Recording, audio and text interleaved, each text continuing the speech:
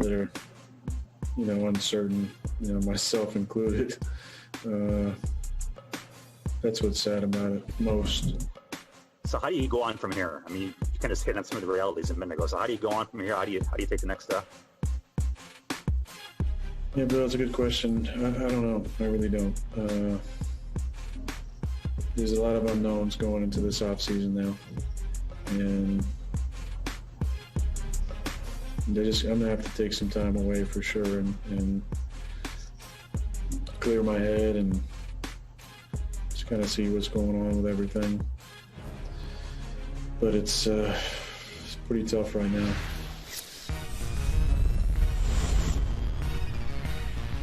Oh, hello! Wednesday edition of PFT Live. On Sunday, Aaron Rodgers giveth. On Tuesday, he trieth to taketh away. We're going to be talking about that over the course of the next 10, 15, 20, 25 minutes. Who knows? We go as long as we want in the opening segment of the show, but we can't go too long because coming up in the second hour of the program, the brand new head coach of the New York Jets and the winner of business suit season, the only guy who looked comfortable and at ease and commanding in his full suit at his introductory press conference, Robert Saleh, the New York Jets head coach, is going to join us. Good morning, Chris Simpson. It's going to be a great day. Are you ready? I'm ready. Let's do it.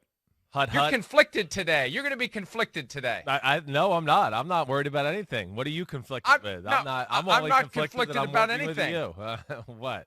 Well, you've been conflicted for almost 4 years. You can conflict yourself right out of here if that's the issue. But, I thought you may be conflicted because of what we're about to play. So we'll see. Maybe you will be. Maybe I can convince you to be conflicted about what transpired. Because as we say hello to our audience on Peacock, Sirius XM 211, Sky Sports, NFL, prime time, 7 p.m. UK and Ireland time, and also NBCSN at 9 Eastern, and podcast whenever, wherever. However, as we say hello to you, we remind you that we've been talking a lot about Aaron Rodgers and the thing that he clearly and plainly said, the things he clearly and plainly said at his end-of-season press conference after the Packers lost to the Buccaneers. So he was on Sirius XM Mad Dog Radio with the Pat McAfee show yesterday, and he tried to put, as Chris would say, the toothpaste back in the bottle. Here he is talking about his future 2 days after he talked about his future. I don't feel like I said anything that I hadn't said before. I said it the first time I talked to the media. It was more a realization, I think, that ultimately my future is not necessarily in my control. And I think that was what just kind of hit me in the moment. I was thinking about, Aaron Jones and Corey Linsley and other guys we have under contract, Big Dog, guys who I don't know what their future is going to be, and myself included. Now, obviously, after the season that I had and, potentially win an MVP, and, we obviously made it another good run, I don't think that there's any reason why I wouldn't be back. But, look, I think there's not many absolutes, as you guys know, in this business. So to make an absolute statement about something that is not an absolute, just I didn't do it, and I guess that's why I went kind of nuts. There's times where you let your mind go to maybe, well, I'm going to be a Packer for life, or I'm going to be, I'm going to be like a Tim Duncan or a Jeter or a Kobe and play with one team my entire career. I think naturally you dream about that. I mean, that's kind of like a dream scenario, and I've talked about that for much of my career. I think, when they drafted Jordan, it was more just like the reality kicking in going, hey, that's actually never the case. There are no absolutes in this business. And I think it's a beautiful thing to sit with and to wrap your head around. And I did. And I got to a beautiful place about it. Doesn't mean that that's not still a reality. I think that's the only reality, is that there is no absolutes in this business. There's a lot there that Aaron Rodgers said, Chris. And let me just start here. I'm going to start smoking a cigar on the air. Oh, I kind of like that. I kind of like that. That'd improve. That would help your brand out a little bit. I do like it too. Well, let me tell you, we were having this conversation on the PFT text chain the other day. One of the reasons why we don't have like the booming announcer voice like a Pat Summerall and a John Facenda is because we don't have anybody who's smoking 5 packs a day anymore. That's very to true. help you get to that voice and You're keep right. it there. But I digress. Okay. Look, Aaron Rodgers said what he said. Nothing he said yesterday changes what he said. He's explaining it. He's giving it some context. I don't necessarily buy all of it. I think at the core is what we have been unpacking for the past 2 days. The idea that the presence of Jordan Love changed everything because last year when they lost to the 49ers in the NFC Championship game, Chris, Aaron Rodgers didn't speak in absolutes. He implied absolutes like, hey, we're going to get one of these soon. Well, you're saying you're going to be back. You're not saying you may not be back.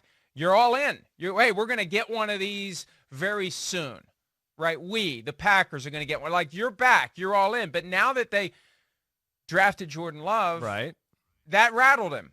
And I think that's one of the things that really came through in what he said yesterday. He got rattled by that, and that punctured his bubble that made him previously think, I'm going to get to stay here as long as I want, and while I'm here, they're not going to go get my replacement. They're going to use those draft picks to help me win as many as I can, and that fantasy, that best-case scenario just disappeared in that moment. And I think that's the difference between last year, end-of-season press conference after losing in the NFC Championship game, and this year.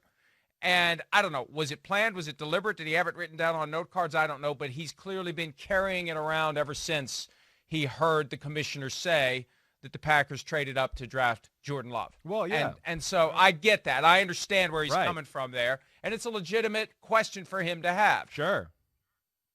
And I'll shut up and let you talk for a little bit before I say anything more about it. 'Cause I could keep going and going and going. Well, I mean, just listen on that first part right there. I mean, yeah. Listen, the thing I always love about Aaron Rodgers is he's honest. I don't know, of course there's no absolutes in football, and then of course he's okay to question what's going on right now because of just everything you just said. Yeah, he thought for sure. I mean, geez, I should end my career as a Green Bay Packer. Whoa, that's not going to happen. So he's being honest about that.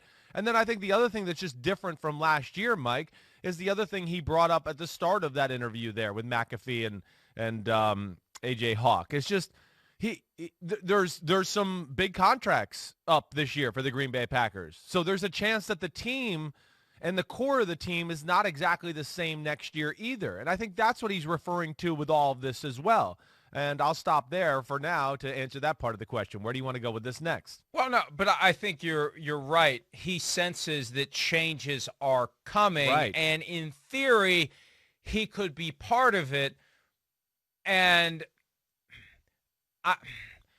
I just look. No one from Green Bay is going to say we don't want Aaron Rodgers next year, and Aaron Rodgers isn't saying I don't want to be there next year. This is about, in my opinion, and this is where I struggle. Charles Robinson was on Brother from Another yesterday, and he made a great point. And I've dealt with this for the past 10 years because anytime Aaron Rodgers sends a message that is an intriguing message, that is a message to the team, coaching staff, front office, whoever, someone who's part of the organizational structure above the locker room, anytime he does that, there's no reward to be gained as someone in the media who hears what he's saying, understands what he's saying, and points out what he's saying.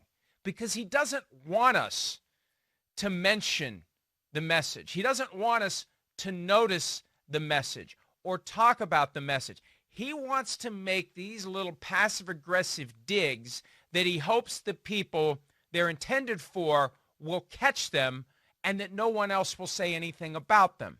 And he gets a little pissy, sorry, London, when people like me or like I assume he's upset with multiple members of the Packers reporting corps who were tweeting, and that's what got my attention. Nothing Rodgers said got my attention. What got my attention was people like Jason Wilde saying he sounds like somebody saying goodbye. I was like, holy crap, I got to stop what I'm doing. There's another game on now. I got to go listen to this damn press conference. So That's where it's a little wrong, in my opinion. Like, here's a guy that I don't always agree with the statement that it's passive aggressive. Like, I think he's just honest. He just talks. But Chris, he sends messages. He was crushed after a game, and then, okay, but people take these messages and they go where they want with them. Oh, he sounds like he's sad, and it might be over. I never said he sounds like he's sad. Well, I know. You were saying about the tweet. It sounds like it could be the end, whatever. Okay, yeah. He's freaking killed right now that he lost the NFC Championship. So, yes, he is sad.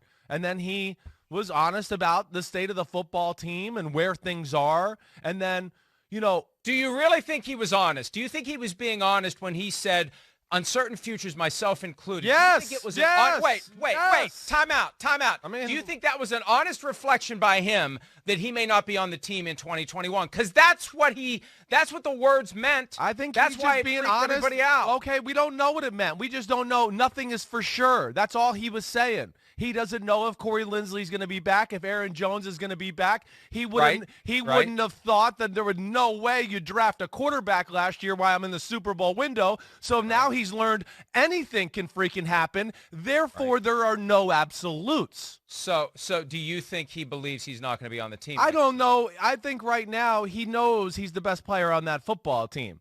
But he's probably also, yes, he believes he's going to be on the football team. He said that.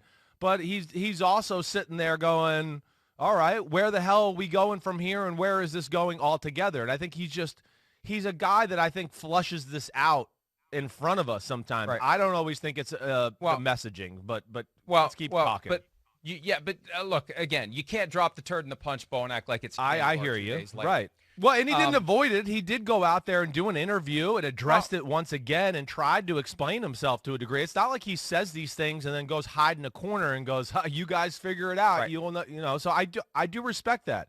He did it in a way that puts the Packers fans' minds at ease and avoids him ever being perceived by them as the bad guy. I think he wants to desperately avoid what happened to Brett Favre if and when it falls apart between him and the Packers. Right. And that's why the messages come through in a subtle way, in a way that he has plausible deniability later to say, well, I was just being honest, or I was just – look, here's the core of it. Let me boil it all down, because what he said yesterday reinforces my belief as to what the situation is. He wants clarity as to where he stands with the Packers. Sure. And that comes in the form of a contract that makes it obvious based on the terms of the contract that he's not just the quarterback for 2021, he's the quarterback for 2022 and possibly for 2023, that the next 3 years are locked in, that I don't have to worry about being on a year-to-year arrangement, and I don't have to worry about going out there and having an MVP caliber season every year to avoid the conversation as to whether or not they're going to flip to Jordan Love. That's what he wants that's what I believe. Now, again, he may not like it that someone other than Mark Murphy or Brian Gutekunst or Matt LaFleur got that message and is actually talking about it publicly, but that's the message I think he's sending to the Packers. I want to know where I stand. And if you give me a contract that binds me to the Packers for the next 3 years, I know where I stand. And if you don't, well, I know where I stand. Right. I just want to know where I stand. Sure. I think that's his fundamental message. I don't think that's off base. I don't. And I think that's, again, I think anybody in a workplace, football, whatever it is, whatever your job is, they would like to know some of those things. I know you don't always know that, but yet, it's clarity for him, one, like you talked about, 100%. Where do I stand? Am I going to get to call my own shots? Are you guys going to push me out of the door when all of a sudden I still think our team is good? Or, so he doesn't know, right? And the other part of the reason you want clarity, at least in my opinion right now, if you're Aaron Rodgers, is, okay, I'm the quarterback.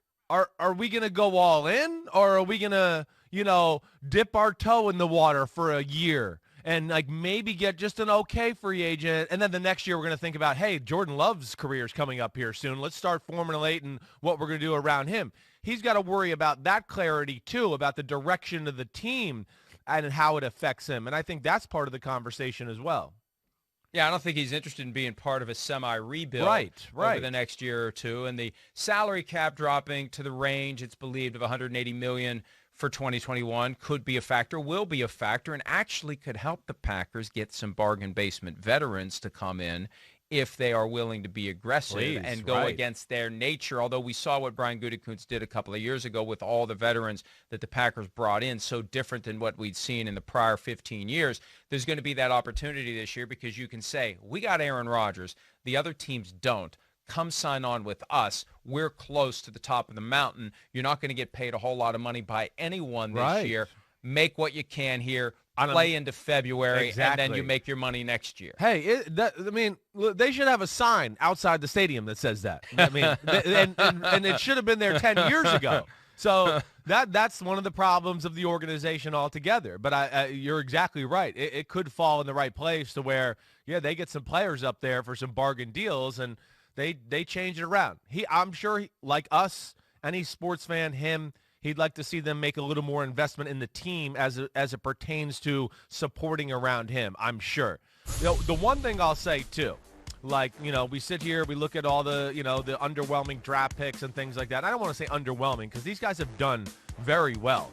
I mean, they've helped their football team out. They're just not difference makers to where, teams are changing their schemes or their matchups because they're going, oh, no, St. Brown is split out here. We got to check to a different coverage. Or Alan Lazard. No, they're good players. They're certainly worthy of being in that rotation and getting the football. But they need another marquee guy. But wait, last thing I wanted to say, Mike. I bet you the one thing that probably out of all the things Rodgers doesn't like that's out there, right? If I'm him and I'm trying to put myself in his shoes, and I'm pretty obsessed with him and I follow the words he says, he probably doesn't like the contract talk thing. That is probably one thing he does not love to hear because that doesn't paint him in a good light in any way. So that's one thing that I don't know how much he addressed that yesterday. I know I saw one comment. He did. Yeah, but let's talk about that. And I'm glad you mentioned that. Let's talk about it, or let's listen about it, because here's Aaron Rodgers from yesterday with Pat McAfee and A.J. Hawk talking about the reports originating, I'm not sure where, that he wants a new contract. I did see, some of these comments being made, and I don't want to go through them one by one and talk about, the falsehoods being said out there, but I haven't even had the conversations yet. There's conversations to be had. I'm going to have them with the right people, but it's the same conversation we have every single year. There's nothing, there's no big, I'm going to come to the table with, I need this and this and this. Look, we have honest conversations about where we're at every single year, and whether that's with Brian, Matt, Mark, I've had these conversations for years. I think it's part of being a leader on the squad and having a pulse of the team and the direction that we're going, and we'll have the same conversations we do every year. Dude's brilliant. He's brilliant because, look, what he did, he pivoted away from what he wants to what he's actually communicated to the Packers. We haven't had the conversations yet. Well, no one said you had the conversations. No one said that as soon as the game ended, you stormed into Brian Gutekunst's office and said, I want to have a conversation right now about my contract. That wasn't what anyone said. This is something that percolates over time throughout the season and comes to a head when the season ends and is an indication of where the ball is moving. We're not saying the ball's already there. The ball is moving in the direction of him wanting a new contract. He wants a new contract to get the clarity. See, it's too hard for him to be the one to say, sure, it's not about the money. And and this speaks to your point. He doesn't want to be painted that way. Right. I made the point, I can't remember who responded this way. It may have just been an email I got from somebody who was listening to the show saying, oh, he needs financial security. And the point is, it's not financial security. We're talking about security and clarity as to his ongoing employment. Yeah, right. And I think for him, it's too hard to go into that minefield because the harder you try to explain yourself, the more likely it is you're going to step on a mine. Right. So I think that's why he just wants none of that to be mentioned, discussed, even though that is the core vehicle for him getting the clarity that he wants. You get a contract because that's how teams speak. They speak through their actions. And when they give you a contract that ties you to them for 3 more seasons, you have your answer.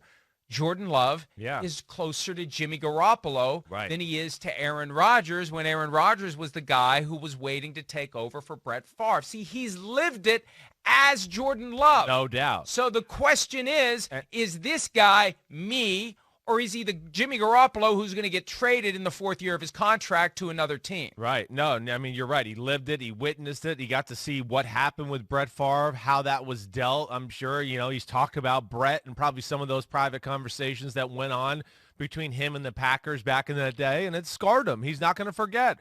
Who wouldn't? Of course you're going to remember something like that. I think the money thing, though, yes, that's where I would imagine him being a little protective of that conversation, because I do understand that. Listen, I read the comments under your article yesterday about this, and then, some of the comments and what people say are just so off base and ridiculous that I want to make an account and become a commenter on there and just start going, hey, I'm Chris Sims, and that's a dumb comment, and let me tell you why. Tune into the show tomorrow at 7 at Peacock, okay? All right, so... First, don't read the comments. Just don't read them. It's not worth it. Well, I had to tell my wife that 10 years ago when we started with comments. She said, I can't believe what they're saying. It's like, don't read them. I know. I just like to get a vibe every now and then for the feel of like what people think about these things. The money thing with Rodgers, it's not like if there is conversations or there was conversations or anything like that, I don't think it's like he's ran in the door to Green Bay. It's like, I want more money. I want you to pay me more money. Correct. Right. That's correct. Yes. I agree. I know. I'm just setting it up. I'm just explaining it to the other people. I think it's more like what you're saying. It's just, I don't give a damn about the money. I just want something that shows me you're committed. And that's probably why he's trying to, like you said, answer that question very smartly and divert down another road so it doesn't get into, I look like a brat because I'm asking for more money, because I don't think that's what it is at all. A new contract provides commitment, and a commitment provides clarity. Yeah. And what he wants is clarity. And the fact that he said, myself included, means he currently doesn't have the clarity he would like, because a year ago he had the clarity. There was no hesitation. There was no equivocation. When he was upbeat after they got their asses kicked by the 49ers, I remember watching that press conference thinking, why is he so upbeat? He's upbeat because, hey, we're going to get one of these coming up here in the next few years. And then in came Jordan Love instead of a receiver taken with that first-round pick or some other piece that could help them with the fourth-round pick that was packaged with the first-round pick to move up to get Jordan Love. Right. That's the thing that was the cold splash of water in his face, and that accounts for the difference from last year to this year, and that's why he said what he said. So, and this is what's just so frustrating about it, because he doesn't want us saying those things. He just wants the message to be sent and received by the people for whom it's intended, and the rest of us in the middle to just go about our day, and that's not why we're here. Well, put the graphic back up, though. I do want to say one thing. I think it's about just, he doesn't want the conversation to where you bring something like this up. It's a huge pro football. Your Pro Football Talk is the most popular sports NFL website that people go to. Him. Okay, Not and he for just him. well, no, but yes, I mean he doesn't want to read that garbage. but Crap. But he also understands how that headline and even the things that you wrote can funnel into another conversation and all of a sudden be perceived totally out of whack. And I'm sure he's aware of that as well. Well, that's why you go on Pat McAfee show for 45 minutes and try to put the toothpaste back in the bottle. But look at this graphic. Look, he won't say it. And you understand why he won't say it. But my God. Right. Are you kidding me? Are you kidding Aaron, me? are you kidding me? $33.5 million, the same as Jared Goff? Are you kidding me? $500,000 a year more than Kirk Cousins? Are you kidding me? Look at the names that he is clustered around, and look at where the top of the market has moved. And and look at he the lot. deserves more money. Yeah, he does. Of It's course. okay for us to say it. Yeah. It's not okay for him to say it. But I think that as much as he would like to stuff me in a locker and leave me there until I'm just a skeleton, I think he should be paid more money. Yeah, I mean, yes, he should be. There's no doubt. But like you said, I don't think it is about, the dollars themselves. It is about the commitment. And that's what it's all. Correct. That's going to be the continued conversation here. But that quarterback list is, it's comical in a lot of ways. I just think when you look at it there, you just go, look at the bottom of that list. Well, it shows everything we've talked about, that you don't need to pay some of these guys 3 and 4 times more money than the second best player on your football team. It's just gotten out of whack that way. That's crazy. Those numbers and names should be for like the elite. Yeah, Watson, Wilson, Mahomes, Josh Allen, Lamar Jackson coming up in the future. It's for those guys. Everybody else, it just shouldn't be that way, in my opinion.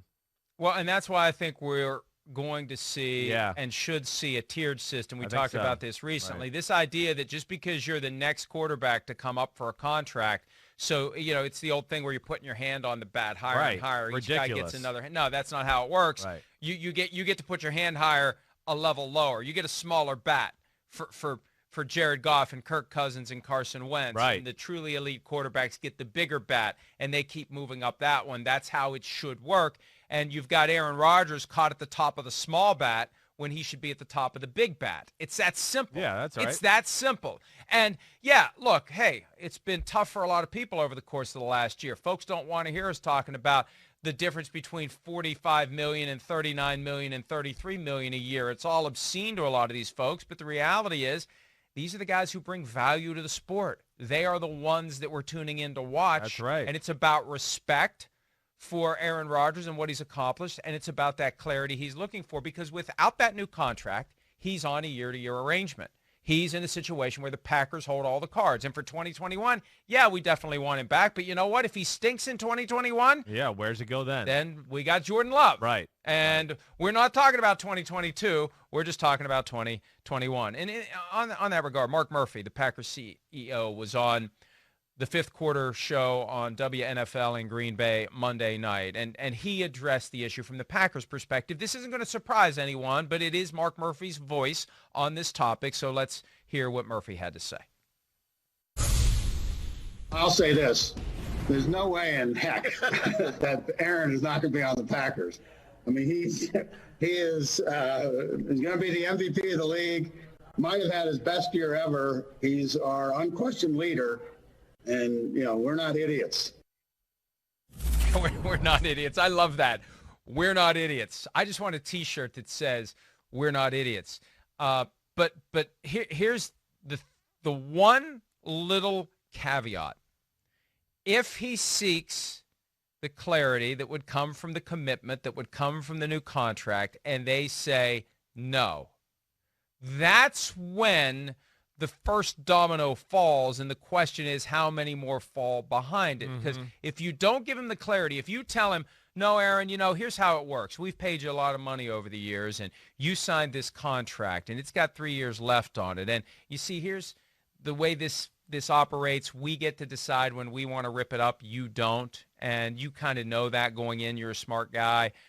So we reserve the right to rip it up after 2021 or 2022. If we feel like we're ready to move on to Jordan Love. And that's just the way it is. Yeah. So we know you'd like to have a commitment that makes it impossible for us to do that. Well, we're just not going to give that to you. If that's the message that is sent back to him, right, either that bluntly or more subtly, then that's when myself included becomes relevant. Oh, well, yeah, that's when the store high in transit hits the fan, okay? I don't know what to say, because they better be careful playing that game with this guy. I mean, to me, first off, he's different than Brett Favre. I do think he's a little more indoctrinated into the team with relationships and things like that. Brett Favre got done with the year and went back to Mississippi and said, hey, I'll see you guys next football season. That's it. And I know Aaron Rodgers is not there all the time either. But still, I do feel that there's a little difference there. And I just don't think – listen, at baseline, I think Aaron Rodgers knows how to play the political game a little bit more too if this thing got ugly. And you talk about the passive-aggressive comments or just how smart he is in general. He can make life very interesting in Green Bay if they don't give him the answers they should give him. This thought has occurred to me several times this week, and I'm just going to go ahead and say it. Brett Favre is a dog, and Aaron Rodgers is a cat. That's the difference, right? You're right. I can see what you mean there. Yes, you're right. And that's fitting because I'm kind of a cat person, so I like that. I like that a lot. But you like an animal that manipulates you and Well, I don't know. Plays on your feelings. Or I manipulate it too. So I don't know. It goes both ways, I think, either way. But, hey, Mark Murphy, Green Bay, Gutekunst, everything up there, there's a lot I respect and like. And they're not idiots. I know that. I know. But it was a semi-idiotic offseason, and it'll be a semi-idiotic offseason once again if we don't do something to go all in with Aaron Rodgers. They're really, in the big scope of things, they played the worst freaking team and lost to the worst team they could have played in the NFC Championship game for the sake of the organization. Because the lack of support, the Jordan Love thing, Tampa went all in with Tom Brady. He's got weapons galore. And they had dropped Tristan Wirfs, right tackle, first rounder. Oh, that's why we didn't hear Zadarius Smith's name all game. They got there in part because a guy that wasn't on the field that day, Antoine Winfield, who we've talked about a lot, he was a huge contributor to the game. The receiver from Minnesota that you talked about all last week, Johnson, he has a big third down catch in the game over the middle. Oh, rookies helping. Bam. Players helping Tom Brady, all of those things. I just think that was that I think even infused the conversation more about all what we're talking about. Well, and think about the contrast in Tampa Bay. Their number one objective, even more so than winning the Super Bowl, frankly, is making sure Tom Brady comes back next year. Right. We want you back next year. Please come back. Please come back. Don't retire. Don't ask to be traded or released. We want you back. And Aaron Rodgers has to look around and wonder, what is the plan? Are we all in? Are we trying to do this? And again, the question is this, folks. What kind of quarterback is Jordan Love? Is he Jimmy Garoppolo, who is there just to apply the red-hot poker to Aaron Rodgers in the later years of his career and motivate him and drive him and hope that carries the Packers to championships like it did for the Patriots and Tom Brady? Or is Jordan Love Aaron Rodgers, the guy who at some point is going to take over for Aaron Rodgers? And we saw how they hatched the plan in 2008 when they went to Brett Favre in February and said, we need to know right now what you're going to do this season. The perfect time to get him to say, well, if I have to tell you right now, I'll retire. And then they barricade the door. They hope he doesn't come back. They give the ball to Aaron Rodgers. He does come back. They deal with it.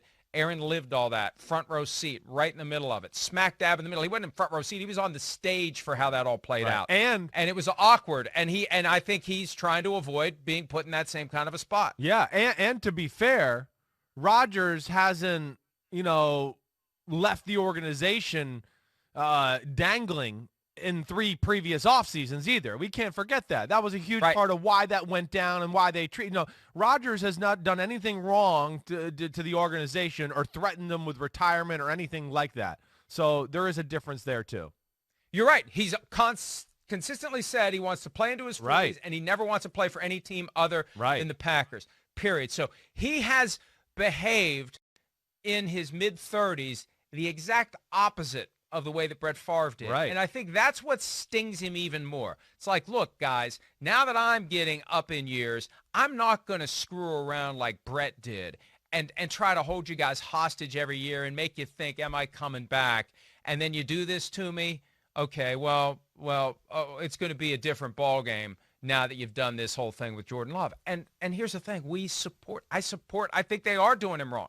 I think he does need to be upset, and I think he does need to seek the clarity that will come from the commitment that comes from a new contract, Chris. Yeah. I think I support that 100%. I know you do. No matter what he thinks of me, no matter what he says, no matter how many times he says people shouldn't read that crap, maybe they should. maybe somebody out there who's making decisions for the Packers should, because we think that he's right, and we think that they have done him wrong as it relates to Jordan Love and the help around him. Yeah, no doubt. I think we agree. We do agree. Hi, I'm Mike Tirico, and thanks for watching. Make sure to hit subscribe for the latest news and highlights from NBC Sports.